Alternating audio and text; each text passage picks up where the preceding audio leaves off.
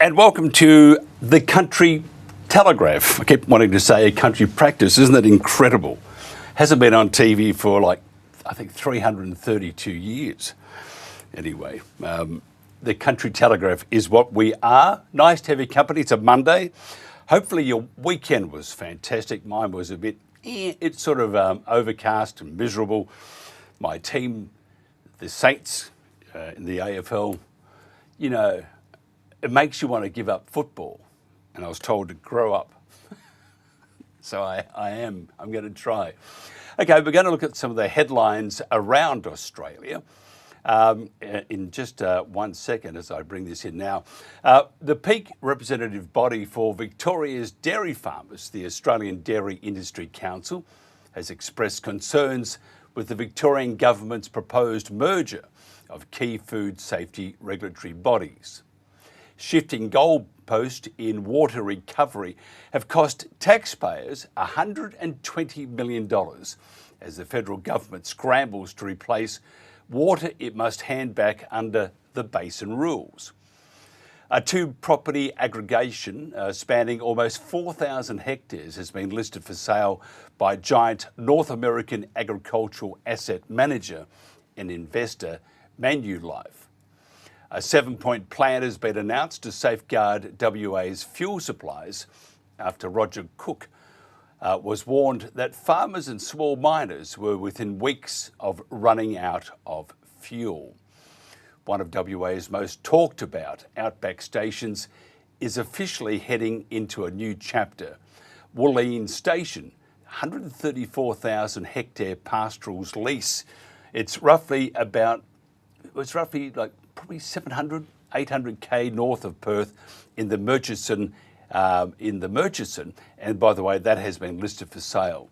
And finally, staff at Trentham Estate Winery in a beautiful part of, I think it's New South Wales, Trentham Estate or Victoria, but it's in the Serasia area, are crossing their fingers and toes that the weather stays nice for their 3-day Easter on the Lawns extravaganza, and this starts 4th of April.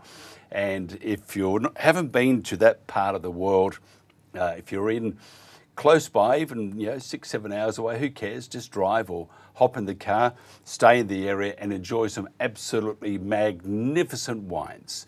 Coming up, we'll talk hay and get down and hay. We'll talk with Sam Starcevich very shortly. And before that, we'll play this clip. This is a short promo on what the people do. It's what they do for their fellow Australians. And in many areas of Australia, it's certainly lacking. This is one area that it's not.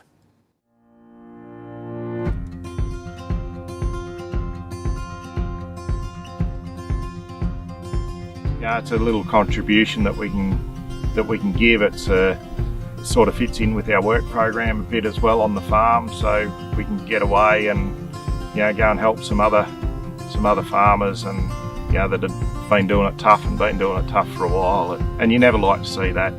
They're not that far away, and you feel for them.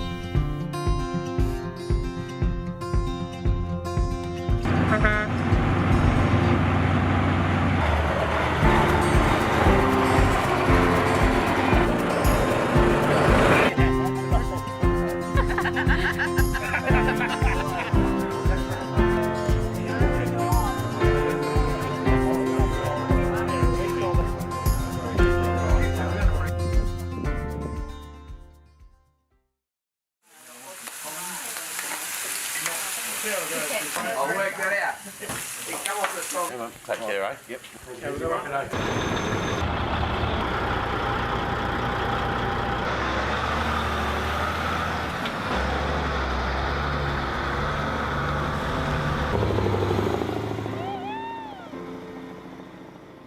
The drought had a huge impact on us. We've had no income out of the pastoral lease for over 3 years because of the drought. No food, no water. The cattle suffer.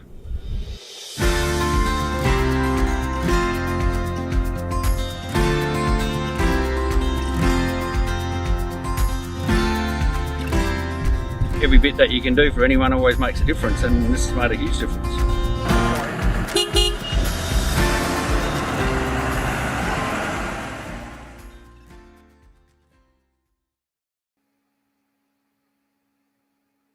Try that again, it's not working. Farmers Across Borders started in 2014 in Esperance, WA. Now, two WA farmers, Sam Starcevich and Anne Bell, decided to help drought-affected farmers in New South Wales, working with local growers and the Burrumbuttock hay runners. They organised 16 road trains of donated hay to Burke and Lightning Ridge.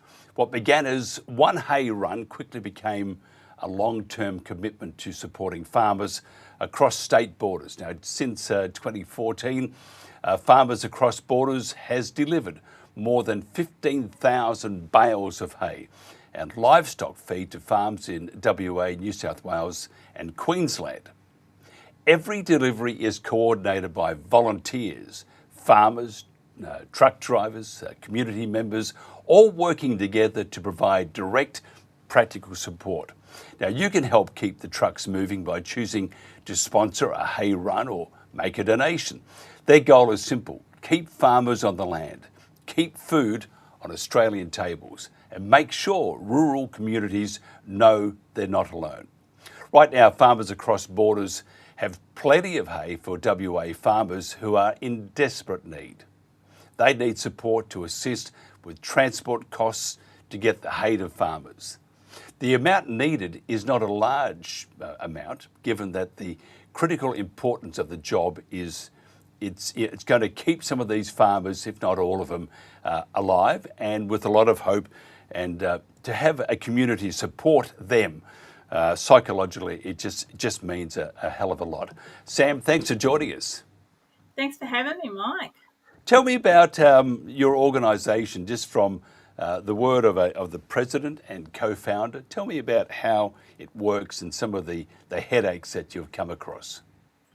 How it works is, like you said, we're all volunteers. Anne and I founded it in 2014-13 after going through drought ourselves, and we wanted to help out, and so we did, and then we've just continued to grow since then. So we soon realised that when you're in drought, hay is in short supply. So what we actually do is we bale barley straw at harvest time, and we have a large shed that has been donated to us by CBH, which is our cooperative bulk handling over here, which we fill every year. And then if we need to, we can deliver during the times that we need to, whether it be drought or fire or flood or whatever's going on. As you said, we've been all over Australia. The last few years, we have basically been just trying to help WA when we can. We did a large one last year in July where we took nearly 90 road trains across to South Australia, but that was of hay that was purchased with another charity. But yeah, what we do is we're just trying to get up into the Gascoyne, Murchison regions at the moment, which are suffering extremely. This is just a brilliant community effort for farmers in need throughout WA. Not so forthcoming with the dollars just to help out is your state government. Tell us about that. No, unfortunately, the WA government doesn't recognise drought. In 2024, we had a dry season task force when the southwest of WA experienced unseasonal dry conditions. However, the rest of us in the wheat belt and grain growing areas, and particularly the pastoralists, are largely ignored. We're referred to go to government funding, which is really hard to get, and we just can't get. We're not asking for the world. We're asking for a subsidised freight fuel rate, and our drivers don't even do it at commercial rates. They basically just get their fuel covered. If you don't get this hay to the farmers, two things: what happens to the hay, and what happens to the farmers? Well, the straw's fine. That's all in a covered shed, so that's all good. That's not going to go anywhere. It'll still be there. As for the pastoralists and farmers, well, how long can you hang on? They've been doing it tough for a couple of years up there now, and it's just it's a really difficult, sad situation. These guys, they're not asking for help. We've offered, but they are just so grateful. It must be heartbreaking for you just to have this happening. If the state government doesn't help, what do you actually need? Well, the state government won't help. What we need is, we're trying to raise funds for fuel. And, you know, the pastoralists are chipping in. I just had one on the phone about an hour ago trying to organise to auction some cattle at the next sale, or in a couple of weeks at a sale at Mouchet, and getting other pastoralists to try and donate some cattle just so we can raise some funds. So the community, you know, is just unbelievable. We do have so many people support us, but the distances we're travelling are massive. You know, it's anywhere between 1,400 kilometres up to last week we did 1,900 kilometres, and that's a one-way direction, is 1,900 kilometres to get to one of the northern stations. So and that was before the price hike in the fuel. So that was around the $9,000, $8,500 mark for that truckload to get up there. Now, you know, you can easily add a couple of more thousand to that just to get just for fuel. Yeah, things are pretty tough on the land, and I can understand to raise that money, or it can be quite problematic. Government has it, and you know that is truly it's a nothing burger, as I would say, for the government. How do we? What about your local members? What are they doing? Do they recognise the importance of this, or are they saying none of our concern? No, the opposition have been really supportive, especially the Nationals. Shane Love, the Nationals leader, he's actually up from that region. So they're very supportive, and they are asking the state government, why aren't they? The response we've had is, you know, oh, good job, keep going. And if they need feed, they can buy it from closer by. But you need to have the funds to be able to do that. And a lot of them, you know, it's we've got the feed for free. We can give them feed. These cattle are in poor condition. They don't want high protein. I mean, they love the oat and hay, but for a lot of them, the barley straw is keeping them alive, which is what we need to do. If someone wanted to help, how do they do that? Besides going to your website, how do they how can they help or get in contact with you? Because, I mean, first of all, it's going to keep farmers in business. It's going to help their families. Psychologically, it's going to do a hell of a lot of good. How do we get to help? I mean, 100,000. I mean, it's to one person. That is a large chunk. But if you're looking at large organisations or collectively, you know, having everybody dip in 10, 20, 30 bucks, you can get to that fairly quickly. So how do we help? Yeah, well, definitely, like you said, we are a registered charity, so we do take donations that are fully tax deductible. We do have a prospectus on our website as well, if there is any businesses, which is what we'd love, is some corporate sponsorship. There's a lot of big guys out there, and like you say, we're not asking for millions. We just need to get this feed up there to those regions. And I'm always available on the phone. All our contact information is available on the website. I'm happy to chat to anyone who may be interested. Now, I'm also intrigued with, you're at Seven Gums. Yes. Tell me about that place. I mean, it's like, I first thought maybe you're on the coast, which you probably are, but maybe you're not. Is it just someone having a lend of somebody and calling it Seven Gums? No, so no, I'm 120 k's inland from Esperance, and Salmon Gums is actually a gum tree. It's a eucalyptus type of tree, and it turns the salmony pink colour. It's actually quite an iconic tree in the West Australian wheat belt landscape. Beautiful trees. What about, tell us about the township. How many? What do you do?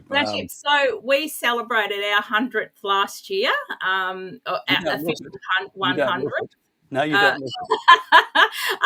For the town, it is obviously a little bit older. It used to be a mixed farming location, but now predominantly grain.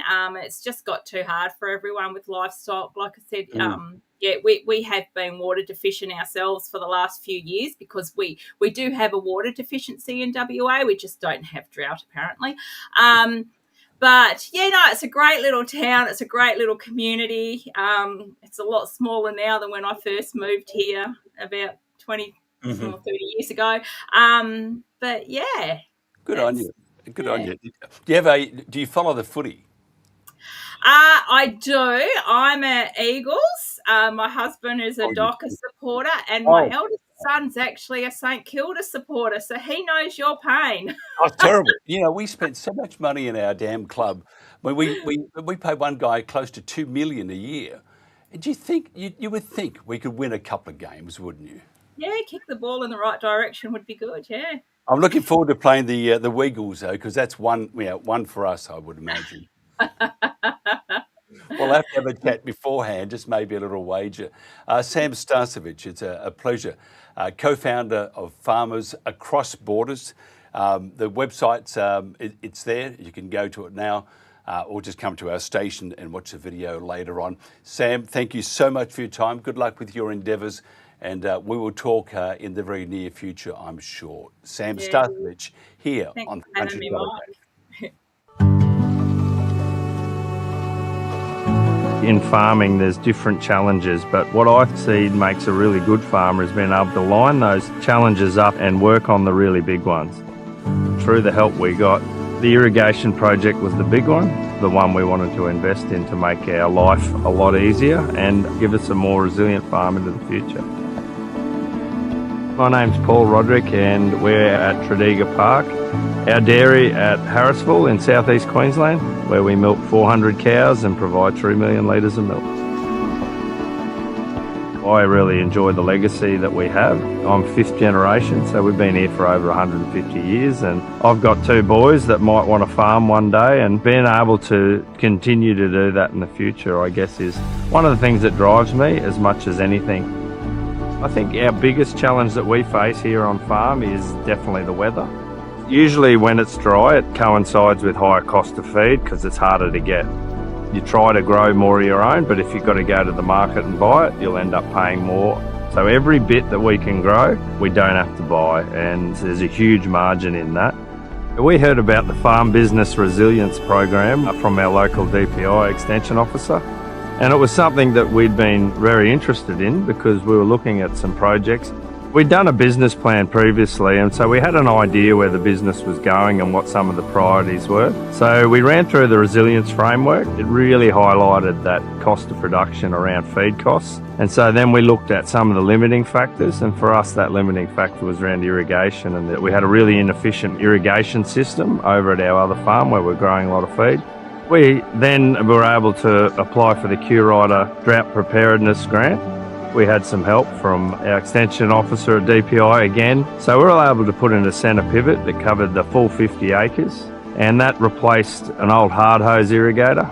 And to water the same area, what we can now do in 2 days used to take 2 weeks. So it's a really massive step change for us. Being able to irrigate with a pivot over here has allowed us to broaden our horizons in what we grow, but also to grow more of what we've got in. We're growing twice as much feed than we were before, being able to water it at the right time and in the right way. For me, that's been the greatest benefit. I definitely recommend the Farm Business, the Resilience Program. For us as farmers, there's a lot of things we can invest in. It allows you to pinpoint that investment. So you don't have to go it alone. Just having someone to help us go through the process made it a lot less daunting. With this in place now, it really sets us up for the future. It will allow us to have a reserve of feed. We can grow a lot of silage here, so we can put away extra silage for the dry times. It's one less piece of the puzzle that we've got to worry about, and we can move on to the next challenge.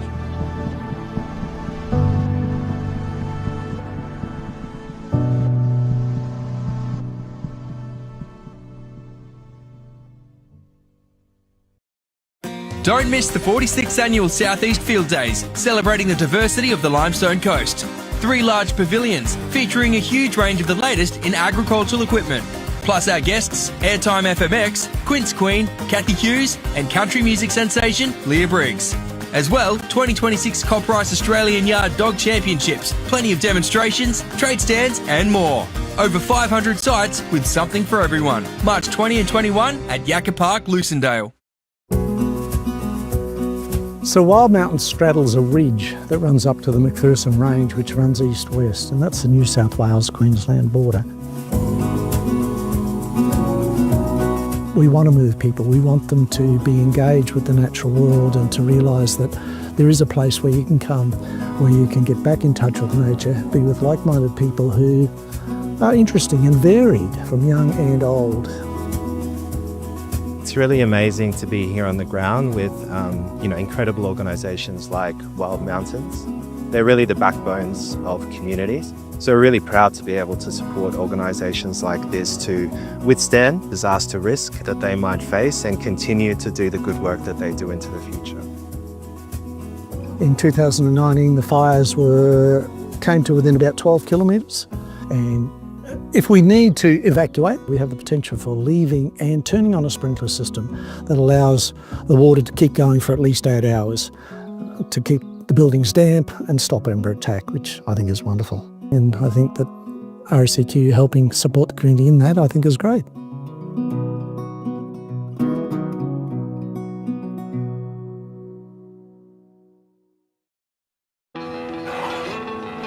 Buy Australian made, and you're backing local jobs, a stronger economy, and the way we live right here. Australian made, made right here.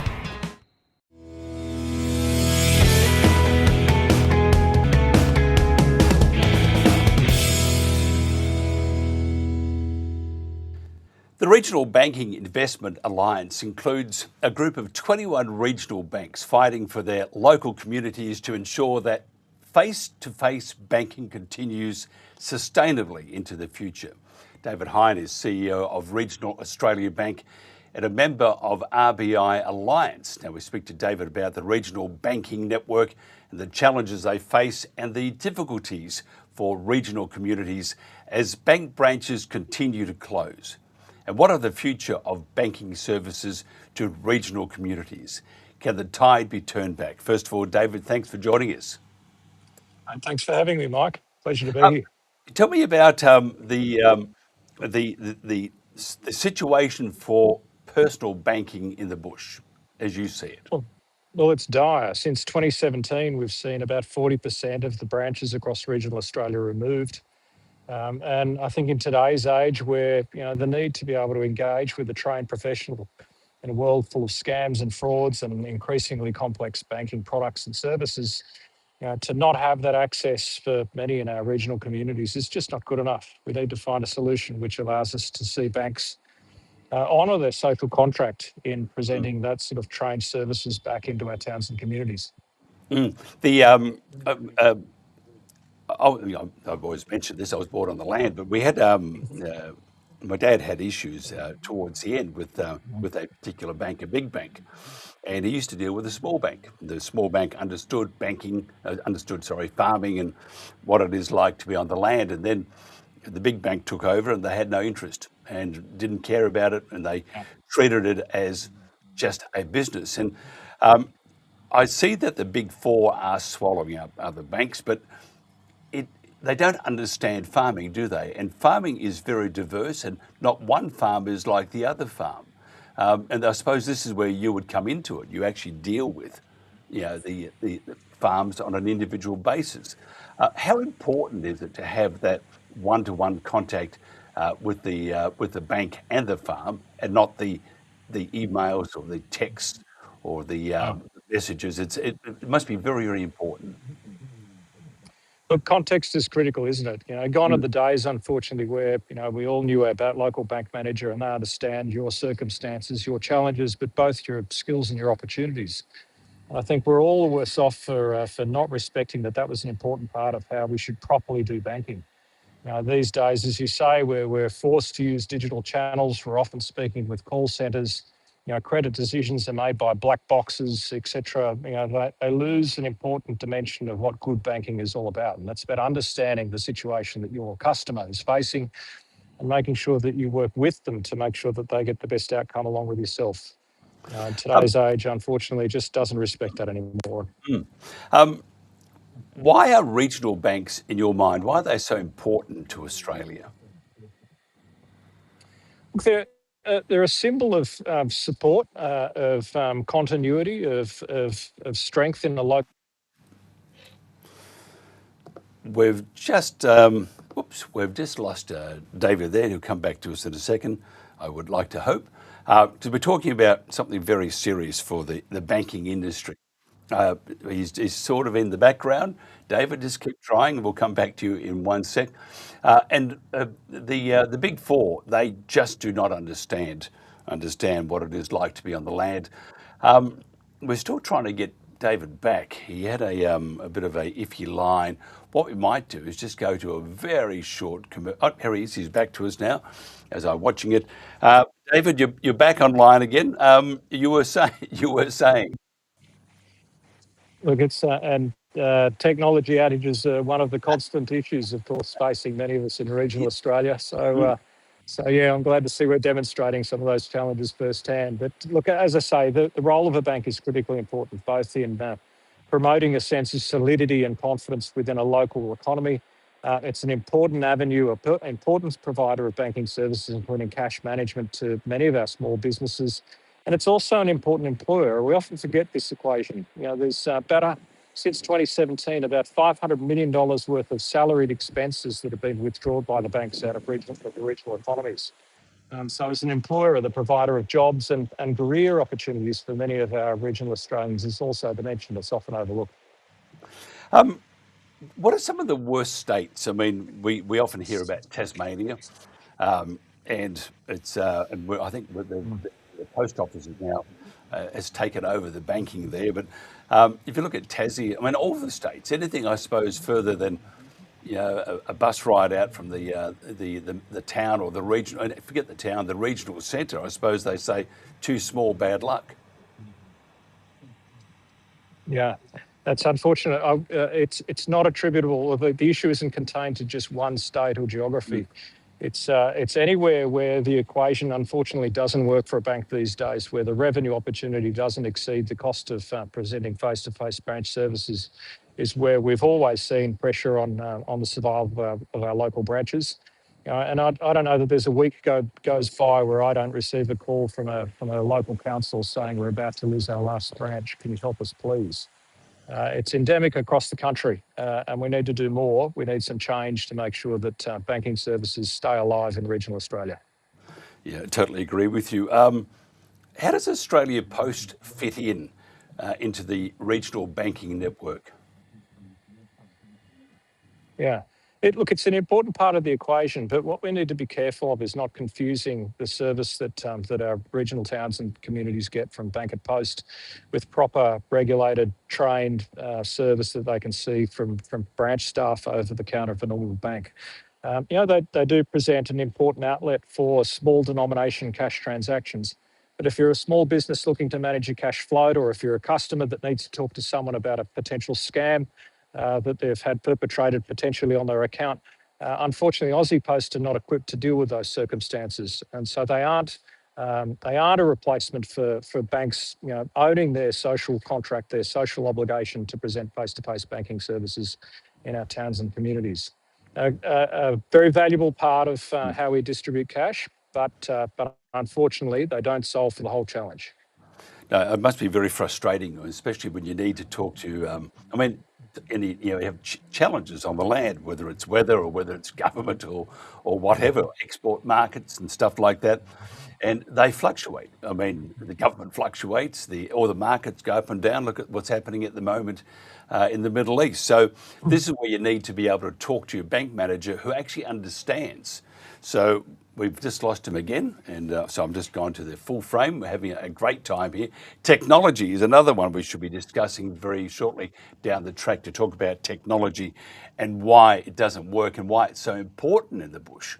Because without technology, it's very hard in this day and age, as we're talking about banking, for example, without that technology, that connectivity between us and the outside world, or the farmer and the outside world, really there is no such thing as doing business anymore, especially in the bush. Just waiting for David Heine to come back just to finish up this conversation.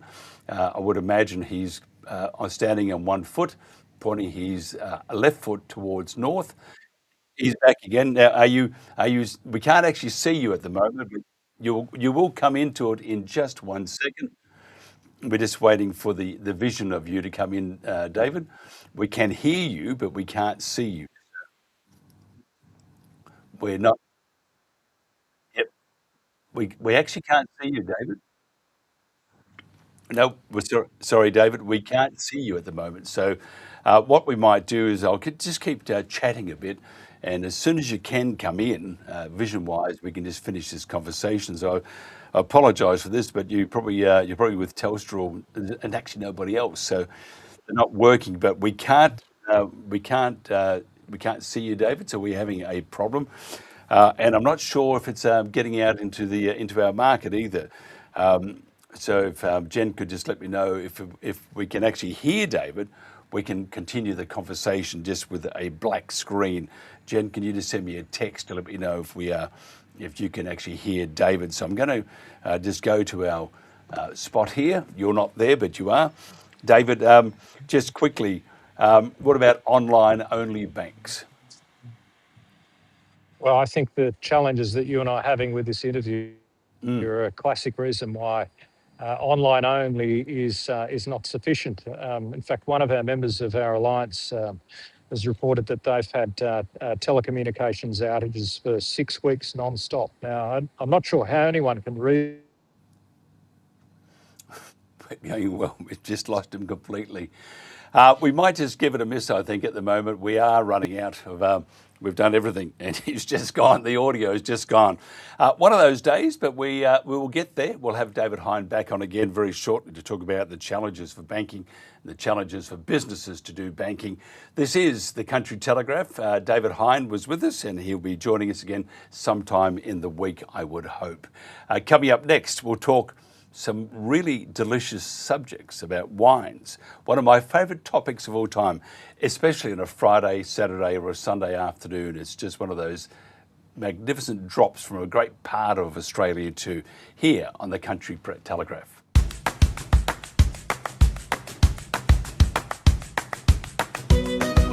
Melbourne's North Food Group is an industry group that looks after the food industry in Melbourne's North so that they are productive, competitive, and we create opportunities for the food industry to grow. Picnic Foods was founded in 2007 by Ibrahim Oslamia. So gradually we built the business. We're mainly a dairy manufacturing company. We manufacture mainly dairy yogurts. When we started the export journey, we started off 10 boxes of each product, just try to get into the export market, not knowing what the export market is, what to expect.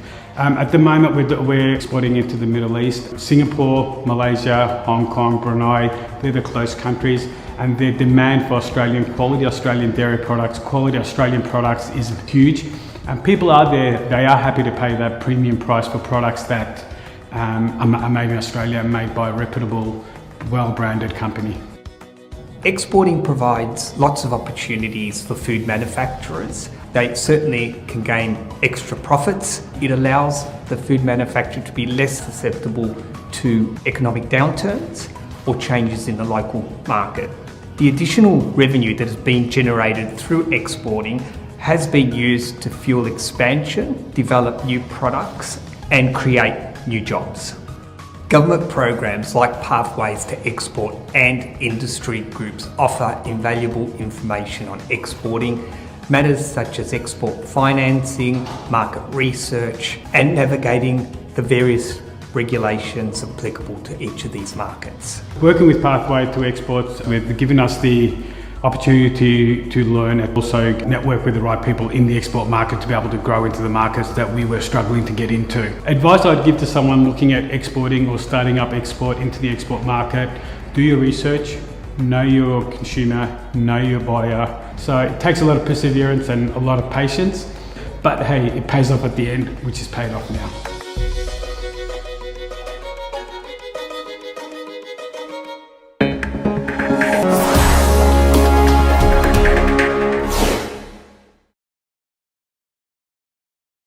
We like to talk about the many good things rural and regional Australia are known for, and the next guest is a great example. Ben Thompson is Managing Director of Best Great Western. He is a fifth generation family member who has worked in the family business for over 40 years. Now, Ben's passionate about maintaining best historically important vineyards, many dating back to the 1860s. And to this end, Ben is also Best Wine's vineyard manager. He also has a love of the land and a fascination with applying new viticultural and harvesting techniques. Ben's passion for large-scale machinery has developed into a second business, stressless harvesting. I can't really believe there's anything called stressless harvesting. I know some harvesters. They're very stressed, so maybe we can chat about that too. And that operates a fleet of harvesters that pick fruit across Victoria and South Australia. Ben, thanks for joining us. How are you, Mike? Great. Tell me about, first of all, we'll just bypass the wine for a second. Yeah. Do you pick grapes and stuff in up in Mildura? Not so much in Mildura, but we do have a couple of machines at the moment working in the Adelaide Hills and Barossa. We also do a bit down Coonawarra, and we've got a couple of machines up at sort of Echuca and Heathcote region at the moment. And we just picked a bit of our own Riesling here this morning at Great Western. Stressless harvesting. Do they tell you to bugger off first of all? No, it was more to take it out of myself. Actually, it's a bit of a joke at myself, really. So it's a good name. No one seems to forget it. They think it's a bit of a laugh, so it sort of sticks in people's heads. So yeah, I think it's fantastic. I would have got a box in the years from my dad, but anyway, tell us about Best Great Western. It's as it says here, one of Australia's best kept winery secrets. Yeah, Best started in the 1860s. Henry and Joseph Best originally were butchers in the gold rush, and there was quite a lot of gold around here. When the gold ran out, they planted vines in the region, and so basically Henry Best planted our vineyard, and Joseph Best basically planted the first lot of vines for Seppels across the road from us. What actually has changed? I mean, if you go, I know you're not that old, and neither am I for those looking at me. But from the very start, when the first vineyard was harvested, how has actually it all changed? Take away the machinery and technology. Has it changed a whole lot from the very start to now? I don't think there's been a lot of change. Like there's a lot of change in technology and all, but basically, when you put it in a nutshell, making wine hasn't really changed. There's different techniques and everything, but the principle is still pretty much the same as it has been. There's just newer technology to do things quicker, easier, and also probably more cleaner as well. The viticulture side has come a long way as well. Where they used to be all just sort of bush vines, and now every region has a different style. We do VSP, Mildura is more sprawl, other areas do ballerina, and there's quite a number of different pruning techniques and canopy management systems and all that going around now. But every region has their different style, and every region has basically a specialty in the wine that they make. Like we're known for, we're meant to be known for Shiraz, but I think we make a great Riesling and Pinot and Cabernet as well. And the same with all other regions. Coonawarra is known for Cabernet, and they make some great other varieties as well. So, tell us about Best. I think it's called Congella Vineyard. By the way, you mentioned pruning. Yeah. I don't know which is worse, picking because there's spiders and snakes and everything, or whether the pruning bit because you'd rip your hands. Which is worse? Pruning is the slowest, and it's probably the most expensive thing you would do all year in your vineyard is pruning. It's very costs a lot of money to prune your vines, especially the way we like to do it. I'm a bit anal about it, so I like our vines pruned correctly, and doing that we strive to grow the best fruit we can. Yeah, I can stand it. I mean, look at these hands. Haven't touched years. and so be it. And it's safe then to farm because I'm not near it. Sorry, back to your vineyard. I interject. Apologise. Yeah. No, and also we've still got the original vines from 1868 planting. So we have a block of Pinot Meunier, Shiraz, and we also have a block out the front, and which you can see on the screen now. Is basically there's 40 to 50 different varieties in that block, and in that block there are still 7 varieties that are unknown. We don't know what they are. They're all DNA tested 15 or so years ago. I'd like to get them redone again because DNA testing has come a long way. But we believe we've probably got the oldest Pinot Noir, Pinot Meunier, and probably some other varieties in the world at the moment, because we've never had phylloxera here at Great Western, whereas Europe had phylloxera. It's an environment that affects the roots, and we've never had phylloxera. So these are original vines from 1860s. We also had some people many years ago come out from Germany and take Riesling cuttings back to Germany because they're the only true clone left in the world.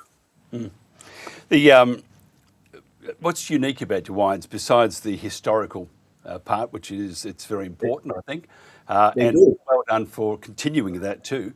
But what's unique about Best Wines? They're good. Now you're being biased, aren't you? No, we make. My dad always says, "How do you know a good wine? When you go to get another glass and the bottle's empty." We make a very approachable wine. They're not big, chewy wines. Our wines are more delicate, more floral, more balanced. Just an easier style of drinking wine. Every region has their style, and this is our style, and it's generally the regional style as well. We make more approachable wines. What's your best sellers? I would imagine the Pinot, because Pinot probably is my favourite wine. Our best sellers would be Shiraz and Riesling. Pinot and that are still good sellers, but we don't have large volumes of those. Whereas our Shirazes, we have quite large volumes of that. But I think across the board, we try and bat above the average. So not just concentrating on one wine, but we try and work on all our wines to be of a high standard. The future of vineyards such as yours in Victoria. Yeah. Well, I hope our vineyard will be here in Victoria for another 50, 100 years. I hope. It's very tough. The wine industry at the moment is very tough. It's there's a lot of pain out there at the moment. There's a lot of people hurting. And it's all, stems back from the China tariffs and then COVID and everything sort of going on. And it's just not Australia. The whole world's having trouble with wine. Like France is pulling out a lot of wines. The US is having problems. So it's not just an Australian thing. I think ever since COVID, the younger generation aren't drinking anymore. I think they will. It'll come back after time. Someone said to me a while ago, the world's going to stop drinking altogether.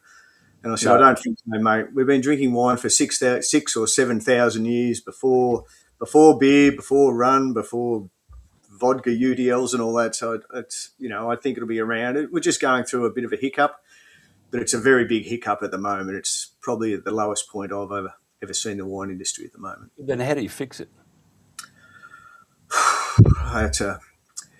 It's a horrible thing to say, but we need to reduce our vineyard sizes, basically. And it's never easy to say that, and you never want that to happen to anyone, but it's what we actually need.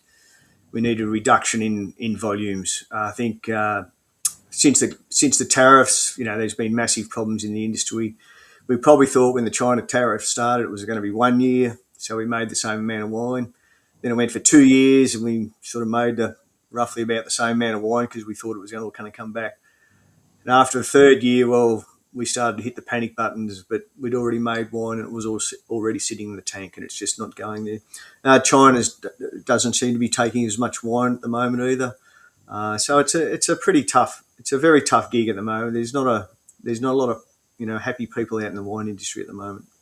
What about government support? How are they helping? We haven't really seen any government support at all, to be honest. there does need to be some assistance. I remember many years ago, the government gave money for the vine pull when the same sort of thing happened, oversupply. We actually need that again. The biggest problem at the moment is the people who want to actually get out of the grapes and that can't actually afford to get out of it. So it's not a cheap job removing vineyards. So you're sort of damned if you do and you're damned if you don't kind of thing. So we definitely need some assistance to help people if they want to get out of vines and growing wine grapes and that to diversify. They need some sort of assistance to help them. If they want to go and grow almonds or tomatoes or something like that, we need some sort of assistance to help people make that decision. If we go back a few years ago when I grew up in Mildura, and we were surrounded by blocks. They would have been 15, 20 acres, a good Italian family or a Greek family, Turk family. And the community was very strong. And I was back there late last year, middle of last year, and noticed that all those 20-acre blocks have all been bought out by big ones. Yes. Are they, the large conglomerates, are they also a threat to growing on the land? Oh, I think so. The corporates, they've got their places, and other places they're probably not so good. It's a difficult one. We need the corporates, but we need them to probably be a little bit more respectful and helpful of the smaller grower to keep them in the game, because it's what we all need to be working together. It's great for one person to make a profit, but everybody in the game, all the way from growing grapes to the market to everywhere, they've all got to make a bit of a profit somewhere along the line. And I think sometimes in certain areas there might be some people just trying to gouge too much out. Yeah, sort of greed doesn't really work, does it? Trying to be diplomatic there. Yes, I know. I understand. A couple of wines, I'm sure that diplomacy would just vanish. Tell me about the mining companies buying into the area and into the region too. Is that a real concern? I think the problem there was, this was a gold mining area, and there's gold about, and some of the people have sold their vineyards to the. It's not actually a mining company; it's an exploration company. They've sold the land to. I think if the industry was going all right, they might have stayed in the industry, or they might have been able to sell their vineyards on to another person who was interested in growing grapes. But at the moment, things are tough, and people wanted to get out, and it was a good option. So I can't say anything for them personally, but that's their decision. It's just made our wine region get a little bit smaller. It's getting a bit lonely around here. So we're not a great big wine region. We're probably one of the oldest wine regions, but we're not a very big wine region in Australia. And if somebody wanted to purchase your wine, where can they get it from besides at the cellar door? Cellar door, wine club. You can ring up, get onto our website, order wines. We've got a number of wines in Dan Murphy's and places like that. Restaurants quite often have them.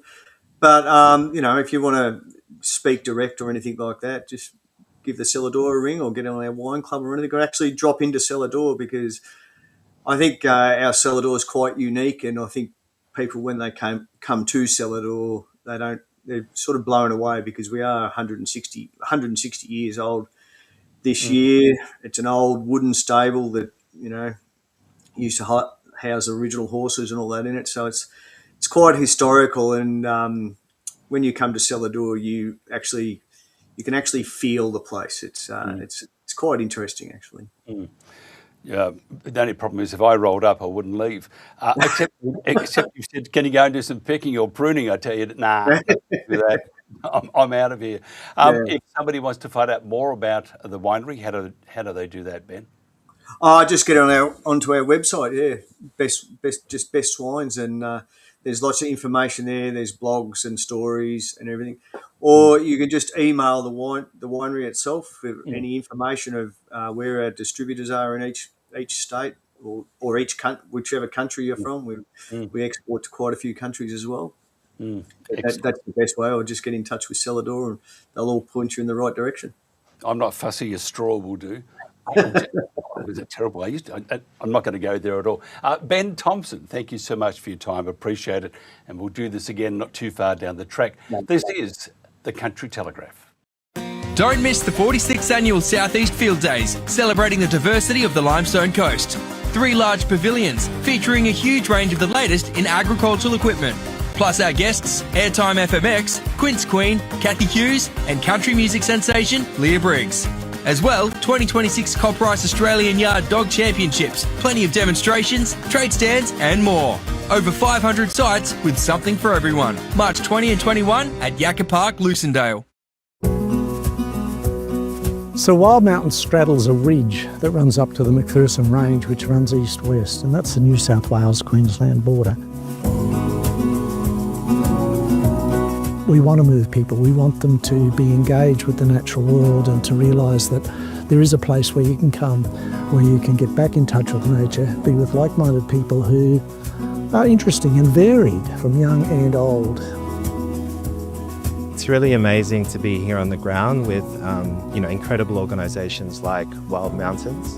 They're really the backbones of communities. So we're really proud to be able to support organisations like this to withstand disaster risk that they might face and continue to do the good work that they do into the future.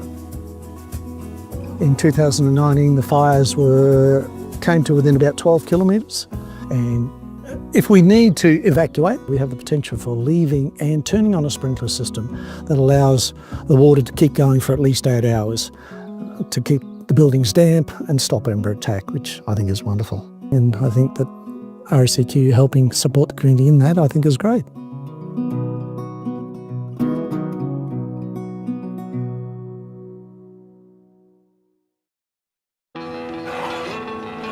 Buy Australian made, and you're backing local jobs, a stronger economy, and the way we live right here.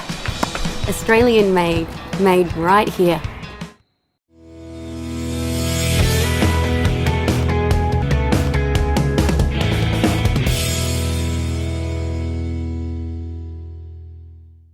Outback Australia has been getting its share of wild weather, from Mildura in Victoria to Longreach in Queensland and Katherine in the Northern Territory. Dr. Tim Cowan is a Senior Research Fellow at the University of Southern Queensland's Centre for Applied Climate Sciences. His expertise covers climate modes of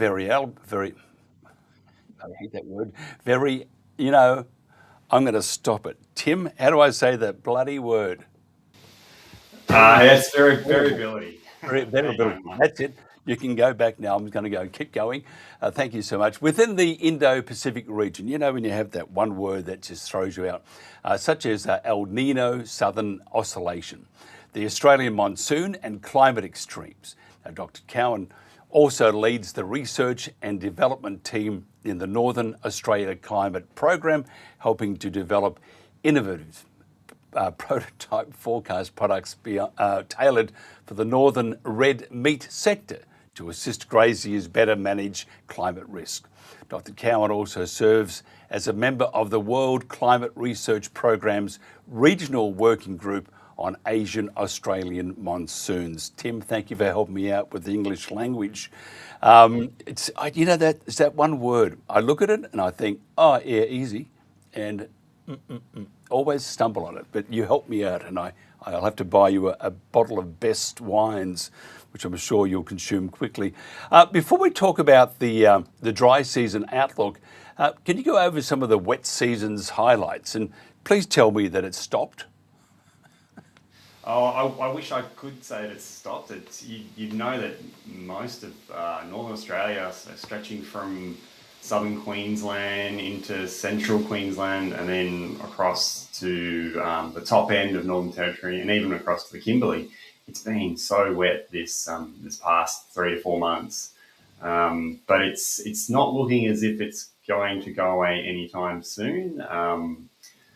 We're currently tracking a monsoon low, which has the potential to develop into a tropical cyclone off the Coral Sea, and it's looking like it's tracking towards Cape York Peninsula, and then by the end of the week. And there is some probability that it could even pass all the way through across Northern Australia into the Kimberley over the next 10 days. So I know the weather agencies, like the Bureau of Meteorology, are tracking that sort of event. And we're also seeing there's a monsoon trough that's developed over sort of central Australia, and as you mentioned, it's been quite wet there. So there's every likelihood of more wet weather to come for inland Australia. You know, you bring such great news. I'm around the Gold Coast, in the epicentre of intelligence in Lubra Lips, and beaches too. But I often whinge a lot, and I'm told to shut up, which is most unkind. But I whinge about the weather. I mean, all I want is blue skies. 31 would do nicely every day, and it's not happening. When does Australia get back to blue skies? Well, if we look at the autumn outlook, sort of April into May, it's looking like it could be a good chance of drier than average conditions across most of southern Australia. So you may expect sort of the clearer conditions heading into June and July, but obviously when the temperature starts to drop a bit, and you might get those sort of clearer nights, which have the potential to be lead to cooler mornings. But it is looking like as we head out of the wet season, at least southern Australia, heading into New South Wales and southern Queensland, look like more on the sort of drier side, and warmer than normal as well. Where have the floods been concentrated throughout Australia? I mean, some would say everywhere, but it has been. It's been bloody wet. So where are the most concentrated areas that the floods have had most impact? Well, I think most of us would have seen footage of the flooding that's hit Katherine over the past couple of weeks. So that's been quite devastating. We're seeing images coming out of coming from the Daly River has been flooded. That's actually a record-breaking flood of that river, and we've seen inundation of the communities that live along the Daly River. So that's up in the top end. We've seen a lot of flooding of Queensland's Channel Country, and if we cast our minds back a year or so ago, we saw similar flooding. So just to see the Channel Country flood 2 years in a row is quite remarkable. I can't remember it in my living memory. But we've also seen floods that hit southern Queensland. So a lot of your viewers might have seen images coming out of Bundaberg and further west, so Chinchilla. And now we're starting to see flooding that's hitting Longreach, so central Queensland. And a lot of these rivers, so we're talking of like the Thompson River in Longreach, and there's rivers in the Gulf of Carpentaria, so the Norman and Flinders rivers. They're all hitting that major threshold, so major flooding. And many of these rivers, they don't just hit peak flooding and then drop away over a day. They tend to remain above that major flood level for a number of days. So that just means it sort of delays that time that the communities clean up and try and get back to some sort of normality. And we saw that footage of I think it was around Katherine, where it wasn't Katherine. I think it was down in Bundaberg. The crocs running across the road. Could you imagine? Oh, I'll go and put my foot in the water. Maybe not. There's a crocodile waiting to eat me. I mean, that's also one of people don't really think about it, but apparently there were a bunch of crocodiles that were swimming, walking, running everywhere, probably looking for supper. Well, that's right. That's one of the things they say. Never enter floodwaters. They don't say never enter floodwaters because of crocs, but that is just one extra danger to consider, particularly when you're north of the tropics. So I can imagine communities up in the Northern Territory as well are having to deal with the threat of. I was just thinking when they have pretty long memories. Oh, I saw you with a handbag the other day, and that was my cousin that you have. What about the dry season? When does it commence, or is it going to commence? Yeah, well, typically the way it's defined is the wet season runs from about October, November through to April. So that April's when we sort of typically switch over to the dry season. So it's a bit of a gradual build-up. But it doesn't mean that means that there's no rainfall at all in the dry season across the north. You do get out-of-season rainfall events, and they can be quite devastating in their own right, particularly if you're say a cattle producer up in the territory somewhere and you get hit with a rainfall event in the dry season and your cattle are perhaps not acclimatized or getting used to the dry conditions, it can be hit quite hard.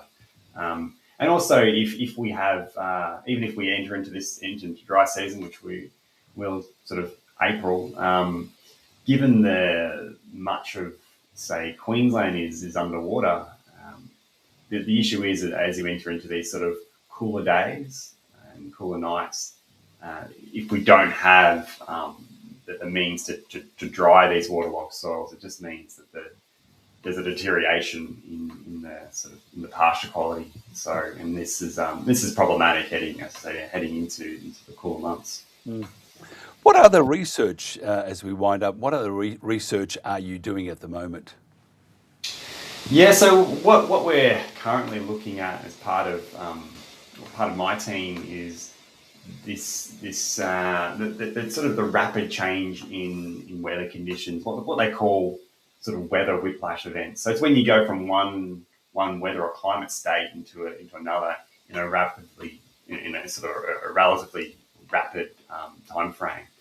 And these sort of events can be quite impactful to livestock, as I was mentioning before about cattle not being acclimatized to the conditions, and if they coming out of a dry period and then all of a sudden get hit by a strong weather system, then their ability to cope is diminished. So we have a colleague of mine who's actually looking at these transition events where you transition from quite warm, dry conditions to what we call chill conditions, and starting to look at how these events have changed in the past and how they may change in the future. Yeah, I was going to ask you. Actually, I will ask you. Barbecue forecast. Can I have a barbecue on the Gold Coast anytime soon? Oh, yeah. I'd be hesitant to say you can. I haven't looked at the long-term forecast for the Gold Coast, but I mean it's like Melbourne in the autumn. You're bound to get one good day. Whether that aligns with the weekend is another thing, but I'm sure you'll have one good day. Hopefully, it's a Sunday or a Saturday that you can get the barbecue going. People think we're on the Gold Coast. We have those that don't live here think we have beautiful sunshine every day. Yeah, and all I want, how they market it. But it is. I am avoiding mowing the front lawn because it's too wet. But I just want a couple of nice days, like probably 3-4 months of 31. I'd be very happy. That's not going to happen, is it? Well, you're unlikely to get that as we head into the cooler months in the Gold Coast. That's not to say you won't get some nice weather, but I'd be hoping for some warmer, drier weather for, say, the Western Downs, a bit further north, and obviously into Bundaberg as well, so they can begin the task of cleaning up and rebuilding their lives. You're in Melbourne. I mean, we used to live in Melbourne. We left it because we wanted better weather, so we came up here. And the last few years, Melbourne's had some pretty good summers. Do you think I'm dark on that? Look, Melbourne does get its fair share of good summers, and I actually like the autumn You know, March and April are pretty good because you get the sort of calmer conditions. You know, the winds drop away, and Port Phillip Bay is generally quite warm still from summer, so it makes for good swimming. But the problem about Melbourne is that its winters can be a bit dull and grey, and as you head into spring, if you're like me and you're a hay fever sufferer, you find that the spring could be tough. No, I hope it's miserable for you. I mean, truly, all of our friends saying, "Oh, we've had a barbecue today, and we've been out. It's been really nice and sunny," and it's just teeming down here with rain, or it's overcast and fairly humid, which doesn't worry me. I just want some warmth and some sunshine. And you haven't alleviated those fears of more rain for me, so thank you not. But it's been great chatting with you, Tim. If somebody wants to find out more about you and what you do, how do they do that? Well, you can just simply, Google me. I'm at the University of Southern Queensland, and otherwise you can look up the Northern Australian Climate Program. There's more information of the sort of research that we do. Absolutely fantastic. Next time you're up on the Gold Coast, because you told me I'm going to have terrible weather, I'm not going to buy you a beer. That's okay. I'm expecting a wine anyway. So I'll buy you a wine from Best Winery. When that Best Wines in Great Western, I mean, they said the 1860s. Some of the vineyards go back to.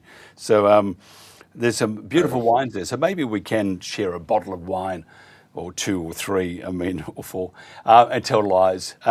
Great chatting with you, Tim. Dr. Tim Cowan there. This is the Country Telegraph, and that's it for our show today. We'll catch you again, same time, same bale of hay, or same telephone box tomorrow. Drive carefully and have a good one.